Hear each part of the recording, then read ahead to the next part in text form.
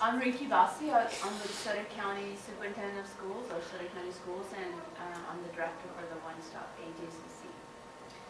I'm Nancy Miller. I am the Director for Regional Adult Education Programs for Santa Rosa Junior College and also for the Sonoma County Adult Education Consortium.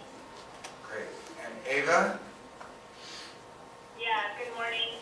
First and foremost, this should not be a reflection of Peter's attempt to organize all of us. So be kind on your evaluation. So again, my apologies, but I am up north with the flu. My name is Eva Jimenez, and I'm Vice President of PWD at Shasta College.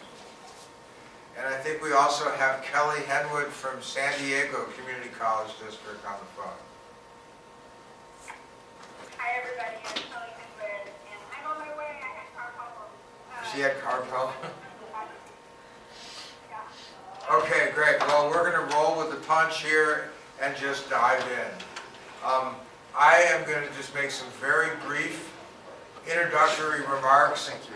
Again, everyone's going to have this PowerPoint, so just bear with it because I'm going to blow through my slides really quickly. Okay, that's not good. So, before we get into this, I just would like to get a really quick shout out from the group. Why did you come to this panel? What's your interest in this topic? Just quick popcorn. Who? Just yell, please. I'm doing education in the county jail, so to help media system once they're out to. Okay. Who else?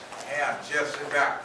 I got a face-to-face program in a level 4 state prison. Okay, very good. Who else? Yes, you're with her. A county program, but for those that are already incarcerated. A county We do a program little for bit. people who are on release. We do a Okay, little who bit else? after. Yes. I'm with the program outside of the jail system, and one of our partners runs the program inside the jail system, and I'm not sure if we're working together enough at all. Okay, good. And you've come to the right panel. I'm here. Yes, please. I teach for Pierce College, Los Angeles, and we just signed a contract and we'll be working with people who've been incarcerated, getting them back into the workforce. Okay, excellent. Yes. I'm a counselor at the Burbank Adult School, and so sometimes we have students who have been incarcerated and want to know what resources are available to them to get them into the workforce. Okay. We're currently working with the college currently is developing a credit for students to come back into community college formerly incarcerated. However, we want to use non-credit as a pathway prior to send them to the credit, so therefore we try to figure out how to better plan for those students so they can transition to the credit side. Okay, thank you. And one more. I'm Yeah. from I represent a community that's not really interested in people coming back from incarceration. Oh, really? Oh, unique. Okay. That's a progressive community too. Please come in and find a seat. We're just doing a quick, why did you show up at this panel? Just saying, Watch the wires as you traverse here. Right? Okay, I just want to say that our assembled panel, both physical and remote, we're very lucky to have them. What they represent is 4 very different programs that the similarity of these programs is they all are using a variety of partnerships, a variety of funding sources. And so for those of you who said we want to figure out how we do the inside-outside thing, that's going to be something we're definitely going to address in this panel. I just brought up a slide here just to quickly show what's the magnitude of what we're dealing with. That if you don't already know, that the issue of mass incarceration and people coming out of prison and what they have to deal with is one of the great social justice and equity issues of our time. And I think probably people know that. I'm just going to quickly show a few slides in terms of equity and the language of disproportionate impact. That clearly the mass incarceration is a direct hit on the African American and Latino communities in this country and in California. Again, a very large number of the people coming out of the justice system are in need of adult education and remedial community college level work in terms of needing high school diplomas. This is just another way representing this for 18 to 24-year-olds. The numbers, and again, you'll have this PowerPoint, the numbers are staggering. This next slide, the red bars are the difference between 2010 and 1972. If that doesn't knock you out of a chair, nothing will. This, I think, again, those of you in this room probably know this, but if there's any question about why it's important that we provide education and training and access to what we offer, I think these numbers speak for themselves in terms of what people can get. Again, you can read this when you get the PowerPoint, but the point is that people who, this 30-year scan of 30 years of research showed that if people just set foot on an educational program, whether it's GED, community college, voc ed, anything, they stand a 13% better chance of not going back to prison. And if they go to a post-secondary community college program, it goes up to 16%. We're just going to say one word and what's going to really impacted all of these programs. If you haven't heard about realignment, it was in response to overcrowding in the prisons, is they basically moved a lot of non-serious offenders into the county jails. There's a very large number of people doing their prison sentences in the local jail. And what that means, of course, in terms of the challenge, is that the county jail system is really seriously challenged in terms of capacity. The good news is that there's also money that comes with it, and our presenters will talk about how they access some of these funds. All of our panelists will, very briefly, talk about a quick overview of their program, the role of partnerships in being able to pull this off, and related to that is how they've leveraged and braided a variety of funds, including AEBG dollars. Okay, pretty straightforward. With that, I'm going to turn it over to Ava Jimenez, and she will introduce herself. Go ahead, Ava. Can you see the PowerPoint where you are? Yes, I can. Okay. And I'm trying to use my outdoor voice. Hopefully you can all hear me. Okay, well listen up. Yes. Yes. Can you hear me? Yep. Yes. Okay. And just say change slide when you want me to change the slide. Okay. Excellent. So again, thank you. My name is Eva Jimenez, and I've had the privilege of overseeing a program called Step Up. So if you can go to that slide where the flyer is, Peter. You're there. So Step Up is an acronym that we came up with. It stands for Shasta Tehama Educational Partnership Unified Program. Again, long word for Step Up, but we thought that Step Up was exactly the perfect acronym for what everybody needs to do that's a part of this program, and that's Step It Up. So I just want to say a couple of nuggets for you in terms of some of you who are looking to start a program. First of all, you're not going to get it right out of the gate, okay? It is going to be a painful process like it was for myself, and I'm sure for others that will speak today.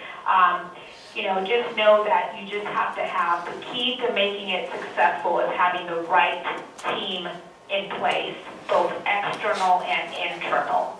So let me tell you what I mean by that. For Step Up here at Shasta College, it was just an idea that came about when I received a phone call from our local sheriff saying, can you come into our jailhouse and deliver courses? Well, after some, looking into logistical issues, it was determined that we could not go into the jail. However, the sheriff was open to allowing a work release program for his inmates.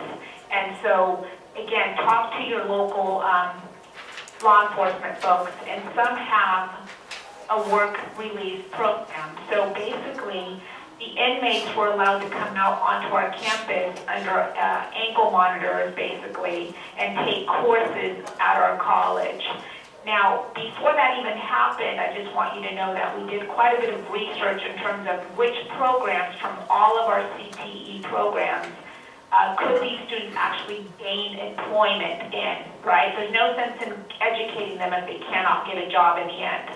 So from that, we determined, at least in our region, that there were 6 programs where our employers were willing to hire them with the record, and that was welding, office administration, entrepreneurship, heavy equipment, firefighting, and automotive. And again, those are all on this flyer. So what we did then is we took out, we were able to dismiss 20 inmates at the time, literally from jail to campus the following day. And this was 5 years ago. And so they pursued their degree or certificate in one of these programs. This was 5 years ago, and I'm going to go ahead and jump forward a little bit. If you could go to the next slide, Peter. So this next slide kind of gives you a quick overview, student overview. We have, the average age of our student, which will be the case for most of us, is about 41. So they're 41 years of age. They are all mandated to take 12 units. That's part of being a part of this program. Some of them are actually working part-time, if not full-time. As you can see, 48% of our students are averaging 29 hours per week of actual work. In addition, they're almost all enrolled in EOPS and then PACE as well, 26%. That's just kind of an overview, high level. So today we have about 100 students in this program, the Step Up program. Again, it has eventually grown to 100. How did we get to it? Well, we needed financial resources to do that. We were fortunate, Shasta College, in that 3 years ago, we received some financial support from Renewing Communities. And so Renewing Communities, again, is a partnership, but they're actually out of Stanford University. And we were selected one of 7 colleges. So there are 7 other colleges out there who have this funding. So with that funding, we were able to hire a full-time step-up manager and a probation officer that's dedicated to step up. So I know I only have 7 minutes and there's so much to say, but I just want to say this. The partnership that needs to work is, again, internal and external. The external partners from us is the Sheriff's Department, the Probation Department, our Good News Rescue Mission, which is basically our homeless shelter, and then we have a program called CHIVA, which is a program that brings in 14 to 20-year-olds who have yet to get their GED. So those are our 4 main partners. And again, together we meet every month, and then we actually vet the students through the process, and then they refer students to us, and that's how we get our students into the program. But again, you need to have that relationship and meet with them often. The internal team, as I'm referring to the internal partners, that is, you need to make sure you select programs, one, again, where students can find jobs. Second, the faculty in those programs need to be fully supportive of Step Up. So we meet with these faculty every month as well. They are 100% behind helping these students. They know who they are, and again, they understand their struggles, and we, again, meet every month with the students, the faculty, and our partners, and truly have a team effort in this approach. So I'm going to go ahead and go to the next slide, Peter, where it talks about sponsorship breakdown. Yep. So as you can see, again, today, all of 2017, this last semester, this is the breakdown in terms of students who are referred to us from each program. Go ahead. As you can see, the Sheriff's Department is only at 5%, but that's only because, keep in mind, most of our inmates are in jail, but then while they're in school during the semester, they migrate from being in jail to being under probation.